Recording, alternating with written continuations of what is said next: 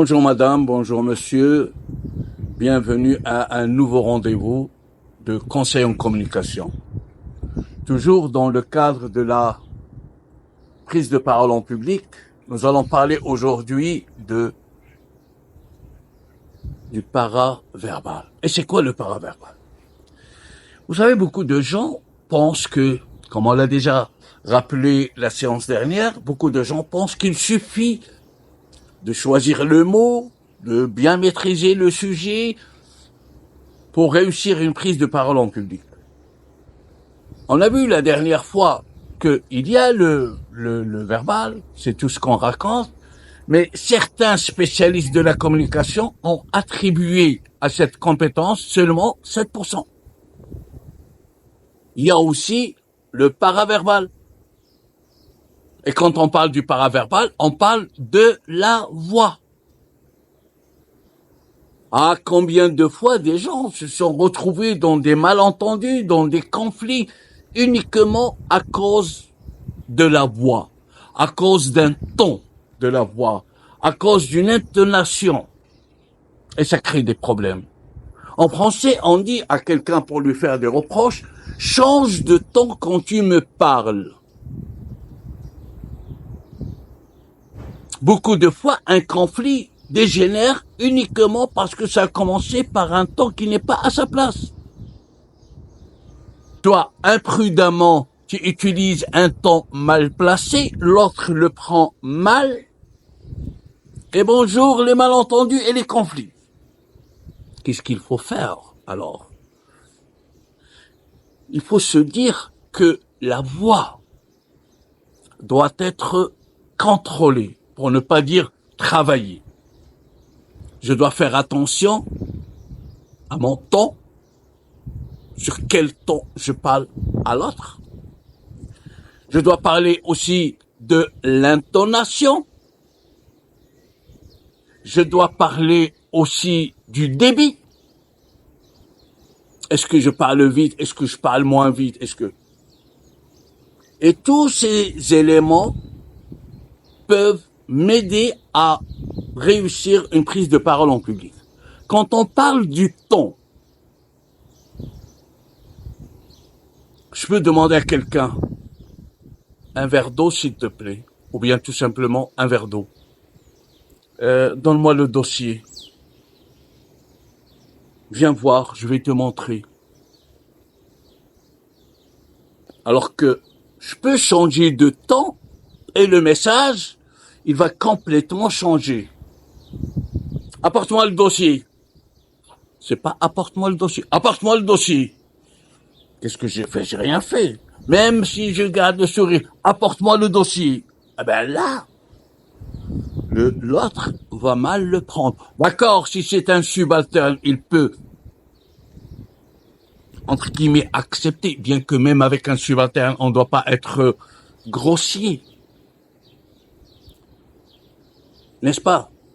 Mais quand je le demande poliment, rien qu'en y mettant le temps, le dossier, même dans la famille, quand tu demandes quelque chose, par exemple, je vais dire, un homme qui va demander quelque chose à sa femme, il est là, il est en train de regarder la télé, madame, elle vient de la cuisine, il veut lui demander de l'eau. Tu peux m'apporter un verre d'eau? Elle va dire oui, bien sûr. Et elle l'apporte, avec même peut-être, si vous avez de la chance, un sourire. Mais quand tu hausses le ton, un verre d'eau, à quoi tu vas t'attendre comme réponse? Ben, va le chercher toi-même. Ah bon? Et toi, tu sers à quoi? Ah bon? Parce que tu crois que je suis ta boniche? Et ça monte et ça monte et ça monte, et des fois même, ça finit par, bêtement, par des séparations, par des divorces, par des malentendus. Attention le temps, mes amis, quand vous parlez à votre interlocuteur. Que ce soit un collaborateur, que ce soit même à votre enfant. Si vous apprenez vous-même à utiliser un ton grossier, avec votre enfant, il va l'utiliser lui aussi, croyant que c'est ce temps qui fait de lui qu'il est puissant. Après l'intonation, une question. Un point d'exclamation, un point d'interrogation. Tout ça, ça doit se sentir dans la voix. Et aussi, un élément encore aussi important que les autres, c'est le débit. Des fois, des gens, pour montrer qu'ils maîtrisent, ils parlent vite. Et en parlant vite, vous donnez l'impression à votre auditoire ou à votre interlocuteur que vous n'êtes pas sérieux dans ce que vous dites, que peut-être vous cachez quelque chose et que vous voulez passer vite. Prenez le temps de bien prononcer vos mots. Prenez le temps de laisser l'autre un petit moment pour bien écouter, savourer. Mettez-le en confiance parce que vous, quand vous prenez un débit, pas trop lent quand même, mais correct, c'est une façon de dire à votre interlocuteur, j'ai confiance en ce que je vous dis, et cette confiance, elle peut se transmettre. Quand vous parlez vite, il vous suit pas. Soit il vous demande la première fois de répéter, ou bien il peut vous demander une deuxième fois, et après, il vous demande plus rien, et lui aussi, il est pressé de se débarrasser de vous et de ce moment que vous avez à partager ensemble. S'il vous plaît, la voix, d'après les experts, bien au moins certains experts, on lui attribue 38% dans son impact dans une prise de parole en public.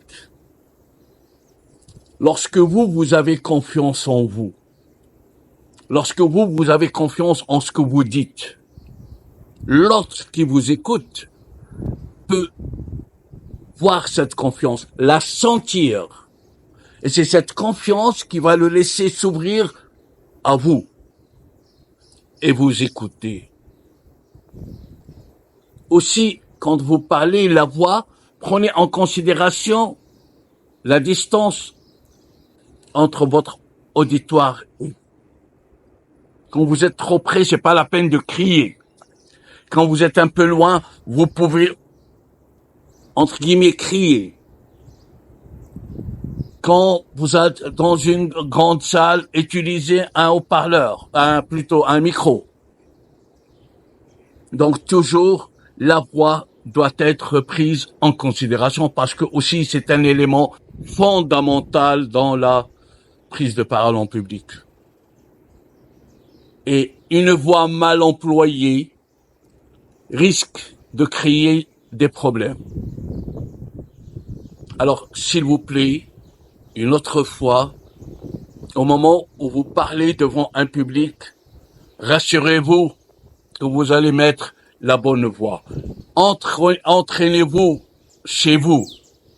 Vous avez maintenant le privilège d'avoir des téléphones, d'avoir choses qui n'existaient pas auparavant. Autant en profiter pour vous enregistrer votre présentation, rectifier ce qu'il y a à rectifier, apprenez à vous corriger, apprenez aussi à demander aux autres, les personnes en qui vous avez confiance, leur opinion, et après foncez. Mais pour rien au monde, n'allez imposer votre façon à vous aux autres.